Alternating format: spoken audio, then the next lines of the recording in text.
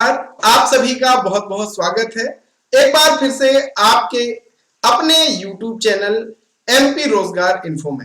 यहाँ पे हम बात करते हैं सरकारी भर्तियों की, सरकारी योजनाओं की। और मध्य प्रदेश में जो डिजिटल क्रॉप सर्वेक्षण के लिए हर एक गांव में स्थानीय युवा यानी सर्वेयर का चयन होना है, इसके लिए बहुत ही कसमकस इस समय चल रही है। और बहुत सारे भाई बहनों का ये प्रश्न है कि पटवारी हमारे काम नहीं कर रहे, हम क्या करें।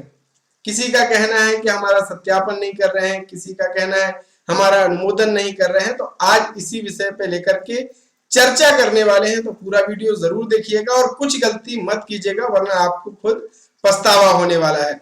और भैया अगर आप चैनल पे नए हैं तो चैनल को सब्सक्राइब कर लीजिए, बिल्कुल फ्री है, कोई भी पैसा नहीं लगता है, ताकि आने वाली जो सरकारी योजनाएं हैं उनकी जानकारी आपको घर बैठे प्राप्त हो सके और आप तमाम उन स्कीम, उन योजनाओं का फायदा उठा सके। तो फटाफट सब्सक्राइब भी कर लीजिए। चलिए शुरू करते हैं। तो दोस्तों कुछ बिंदु हैं।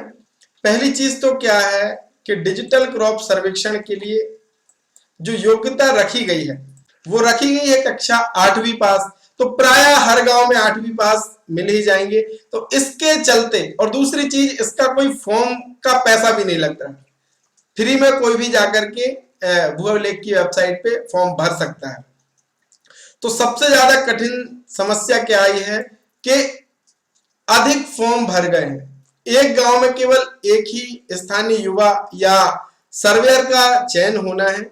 अब मान लीजिए एक गांव से 20-20, 25-25 फॉर्म भरे हैं, और यहां तक कि फॉर्म किसने भरे हैं? पोस्ट ग्रेजुएशन वाले, ग्रेजुएशन वाले, 12वीं में जिनके 80% है, इस तरीके के लोगों ने फॉर्म भरे हैं, हमारे भाई बहनों ने फॉर्म भरे हैं। तो निश्चित ही अब ये पटवारी के लिए भी बड़ा असमंजस का काम है कि किसका चयन किया जाए और किसका चयन नहीं किया जाए। तो पहली बात तो मैं आपको स्पष्ट कर दूं कि चयन करने का जो काम है वो पटवारी महोदय के ऊपर है। वो अपने स्वाविवेक अनुसार ही जो स्थानीय युवा है या जो सर्वेयर है उसका चयन कर सकते हैं। अब ये उनका मानना है कि वो योग्यता के हिसाब से चयन करते हैं। योग्यता तो कक्षा 8वीं पास है, 20-25 लोग 8वीं पास है, तो उसमें ये भी देख सकते हैं भाई कौन वो काम कर सकता है। अब कोई बच्चा कॉलेज पढ़ रहा है, उसने भी फॉर्म डाल दिया, तो उसका चयन कैसे करेंगे? भाई वो पढ़ाई करेगा कि ये काम करेगा? अगर मतलब ये उनके हिसाब से कई बिंदु हो सकते हैं, तो ये चयन करना उनका काम है। अब एक गांव में एक नियुक्ति होनी है तो बड़ा असमंजस का काम, इसमें कोई पेपर भी नहीं है कि पेपर करा के मेरिट लिस्ट बना ली जाए और उसके चयन कर लिया जाए।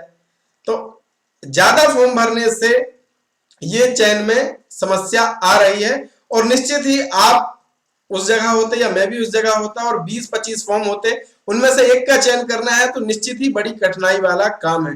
तो ये पटवारी महोदय के ऊपर ही है। अब ये उनके स्वाविवेक पर निर्भर करता है कि वो किसका चयन कर सकते हैं, और इसमें आप कुछ नहीं कर सकते हैं कि आपका चयन नहीं हुआ, ये नहीं हुआ, आप इसमें कुछ नहीं कर सकते हैं। और इसमें किसी प्रकार के मन में खेद रखने की भी बात नहीं, क्योंकि ये कोई परमानेंट सरकारी जॉब नहीं है। अगर गलत काम जो स्थानीय युवा करेगा, सर्वेयर करेगा, उसको निकाल दिया जाएगा। और ऐसा नहीं है कि ये परमानेंट केवल उसी को मिल गया। जो अच्छा काम करेगा उससे निरंतर काम लिया जा सकता है, और जो अच्छा काम नहीं करेगा, अगले जो गिरदावली का कार्य सर्वे होगा उसमें उसको चेंज कर दिया जाएगा। तो इसमें मन में खेद रखने की भी बात नहीं कि फलाने का चयन हो गया, मेरा नहीं हुआ। तो इस तरीके के मन में आप ना रखें। और दूसरी चीज, बहुत सारे भाई बहनों ने कमेंट किया कि पैसा मांग रहे हैं। देखिए, पैसा तो इसमें लगना नहीं है, मांगने की बात दूर है। बहुत सारे लोग तो ऐसे ही फेंक देते हैं कुछ भी कि भाई मुझसे पैसा मांग रहे हैं। किसी भी तरीके का कोई भी पैसा इसके भीतर नहीं लग रहा है, और आपको देना भी नहीं है। अब अगर आप दे रहे हैं तो भाई ये तो आपकी गलती, क्योंकि इसमें कोई भी पैसा नहीं लग रहा है और ना ही आपको देना है। तो इन चीजों का ध्यान रखिए और विवाद मत करिए। मेरा तो ये आपसे व्यक्तिगत कहना है कि इसके लिए विवाद करना ठीक नहीं है। मान लीजिए विवाद करके आपका भाई उसने चयन कर भी दिया पटवारी महोदय ने, लेकिन काम तो आपको उनके नीचे ही करना है। तो इस तरीके से जब तालमेल सही होगा, क्योंकि आपको यानी जो सर्वेयर है और पटवारी है उनके तालमेल से ही सारे काम होने वाले हैं। तो अगर आपने जोर जबरदस्ती करके भी अपना मान लीजिए चयन करा लिया तो परेशानी आपको होने वाली है। तो अगर आप पढ़ाई कर रहे हैं, रेगुलर पढ़ाई में आप हैं, किसी प्रतियोगी परीक्षा की तैयारी कर रहे हैं, आप किसी स्थायी रोजगार से जुड़े हुए हैं, तो मैं आपसे कहूंगा कि आप इसमें ध्यान ना दें तो ही अच्छा है।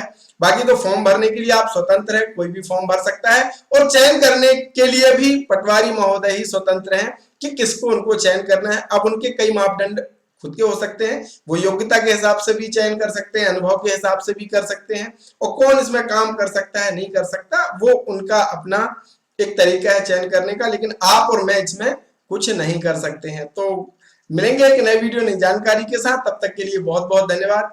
जय राम जी की।